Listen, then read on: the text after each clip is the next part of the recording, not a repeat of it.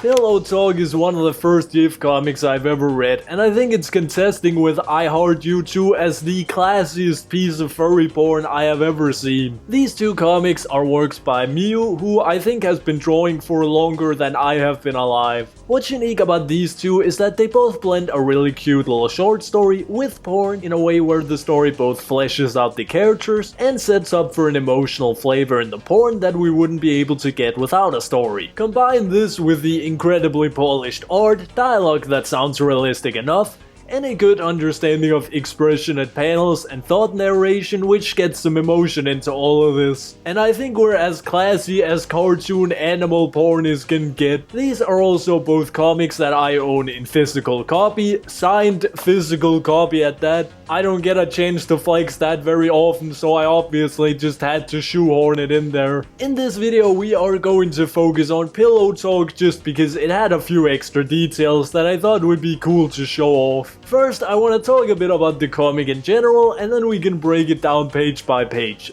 Let's get into it. The art style is interesting because I think it's found a sweet spot between cartoony and realistic. I made a point before that I think porn has to look at least a little bit like reality because it's pretty hard to make something hot if it doesn't resemble a human body in the slightest. But cartooniness also has some strengths, one of them being that you can really go crazy with expressions. And here, the artist found a spot between cartoony and naturalistic where the characters look just as good with a simplified cartoony face as they do with a detailed one. Meanwhile, the bodies always retain a bunch of anatomical detail in all the right places. And because of this, the art style gives the comic access to the best from both worlds. One cool thing that the comic does to set the mood is there's actually a background behind the panels. It's most visible on page 1, but you can see there's always a little nighttime cityscape behind everything, which I think it's the first time I've seen a fully drawn background specifically made to go behind the panels like this. I just thought it was such a cool way to emphasize the nighttime atmosphere. The comic features both a front and a back cover, which is pretty hypebeast considering how many webcomics don't even have a front cover. There's also a little page 0 featuring a backstory for the comic's creation. I like that you keep this a little bit short. I think it could have gotten drawn out pretty easily, but keeping it short and sweet like this made it a fun little addition. Now let's get into the story. Page 1 very briefly sets the scenario in just one big panel. The nighttime backdrop tells us the time, her clothes or lack thereof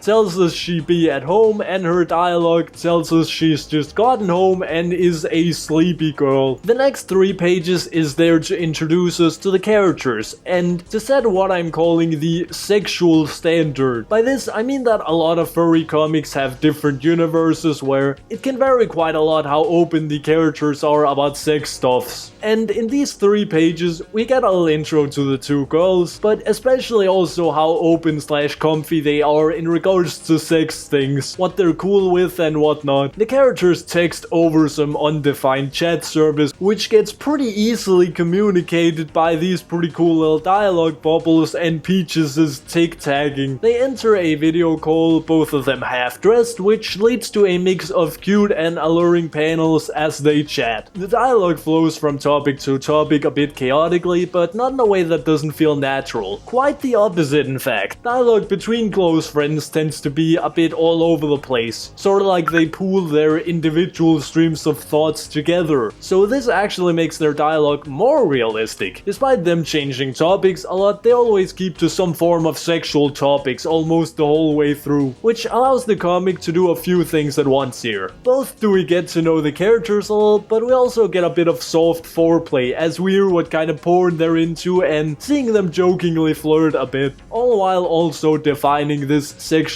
standard that I just mentioned. So despite that the comic takes a few pictures to get going, we do get quite a lot done in these pages. Page 5 to 6 is when it starts to get juicy. While trying to parody Cream's taste in porn, Peaches accidentally flashes her waffle wobbler on cam. This causes Peaches to have a small embarrassment breakdown. Creams then offers to flash her goods too to make Peaches feel better, but Peaches politely refuses. Creams then asks Peaches teaches something, and as Peaches turns to look, Cream flashes herself anyway. The lighthearted mood then returns and they chat on for 2 pages until Peaches falls asleep. Despite that Peaches gets into an uncomfy situation, you still do a really good job at keeping the comic wholesome. We don't get caught up in an uncomfy mood when Peaches gives a little kinda passive exhibitionist comment, and when Creams is supportive in her own way. At page 9, the real action begins. Peaches wakes up to discover that Creams forgot to leave the call and now she's masturbating. Here begins a little mental debate Peaches holds with herself over what she should do. Of course, the devil on her shoulder wins and Peaches joins in secrecy. I'm always a big fan of thought narration like we see here. I do think it can both help us get into the scene, but it's also interesting how you can control the pace of these pages. Like here, where we're forced to slowly pan over this panel to read all the little lines. I did think that Peaches' body didn't do a super good job at communicating how tense she felt. When you look at her face, she's always super nervous, but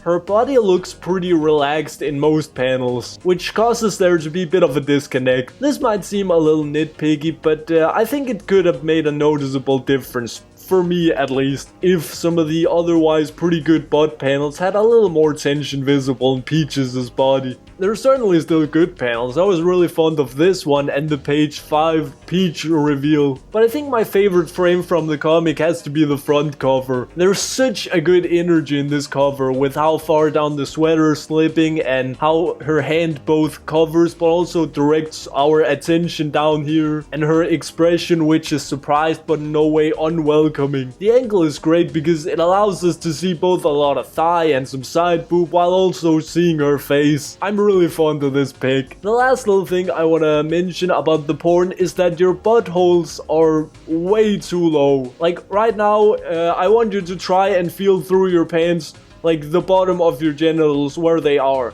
And then with your other hand, try to like find your butthole, right? And then notice how far apart those two actually are. And then congratulations, this is now gonna bother you whenever you look at furry porn for the rest of your life. The comic rounds up afterwards with Cream noticing that the call is still going and Peaches confessing that she was enjoying the show. They have a pretty wholesome little dialogue until Peaches falls asleep again, and of course I appreciate that we leave on a really happy and cute note. The sky in the background also changes around this time to signify time passing, which again is a dope AF way that you utilize the sky background thingy. And that concludes my review. Bunch of good theoretical stuffs to talk about with this one. The artist behind again is Mew, who is most active on Twitter under the handle MewPix. Also, we have Discord server in case you didn't know. Click link in description to join the Virginity clan Discord server, and goodbye. Eat your vegetables.